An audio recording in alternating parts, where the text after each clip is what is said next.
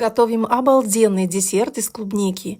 Легкий, красивый, воздушный, как облачко. Готовится очень быстро и очень просто. В миску всыпаем желатин, заливаем водой и ставим в сторонку набухаться. Я достала из морозилки последний пакетик клубники замороженной, но можно и свежую. Измельчаем клубнику блендером до состояния пюре. Добавляем сахар и ставим на огонь. Ждем, чтобы сахар растворился, и доводим до появления первых бульков. Снимаем с огня и в горячую массу вводим набухший желатин. Мешаем до тех пор, пока не растворится желатин, и масса станет однородной. И затем с помощью миксера эту массу взбиваем. Она постепенно будет менять цвет и становиться все пышнее и пышнее. Мне понадобилось 20 минут. Когда масса станет пышной и пузырчатой, вливаем ее в форму, сбрызнутую подсолнечным маслом. Потрясти, чтобы все равномерно распределилось, и в холодильник до полного застывания. Готовый десерт нарезаем на кусочки. Десерт получается очень яркий, вкусный, воздушный. Приятного аппетита!